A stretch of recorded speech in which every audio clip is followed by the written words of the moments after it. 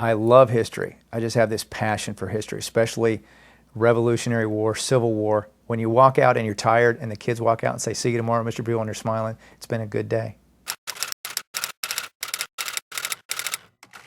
I've got former students in Berlin, Germany, British Columbia, Hawaii, all over the United States. And it's so neat to be able to keep in contact with them. That, to me, is what I like doing about Facebook.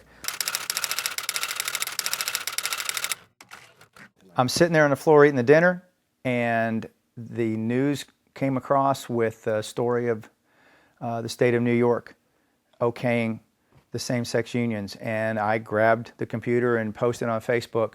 I'm watching the news, and the story about New York okaying same-sex unions came on, and it made me want to throw up. He's always had his convictions. No one can ever take those away from him, because that's just who he is. And what he believes in, he stands up for.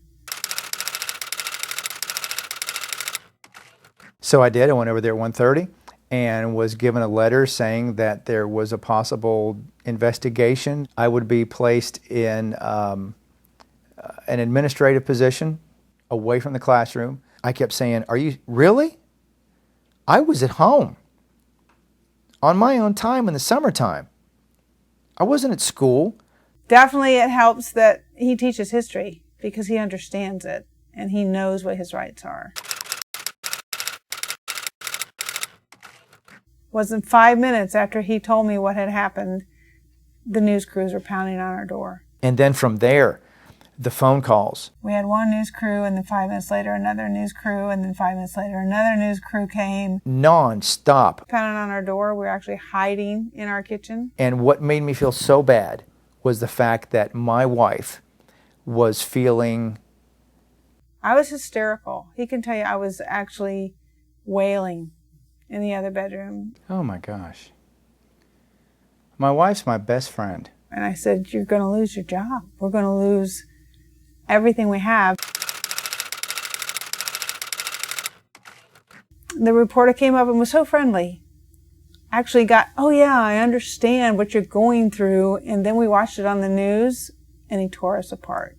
And because it's unpopular or because somebody doesn't like it, I'm in the press all over the place, not just Florida, but the United States, Great Britain, and Berlin.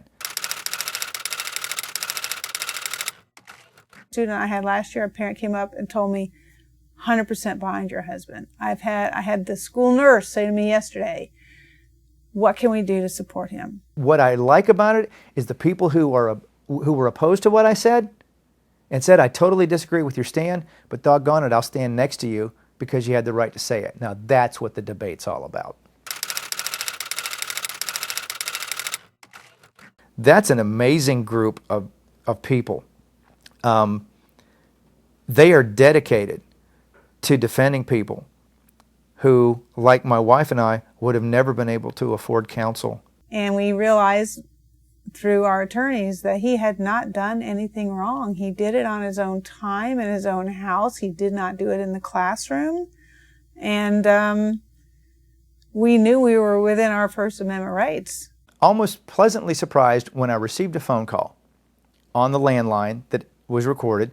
"This is so-and-so in Miami from the ACLU. We would be interested to represent you." Normally, Liberty Counsel and ACLU are normally 180 degrees opposite, but free speech is free speech. Most people, we were told by our attorneys, would have caved. The result of the investigation would be that beginning tomorrow, Thursday, a week, which would be what, the 24th, that I would be allowed to go back to the classroom. We've been vindicated, actually. And begin teaching with my kids. I'm very proud of him. I tell him every day. I even told him today, I texted him, I said, "I am still so proud of you for standing up for our constitutional rights."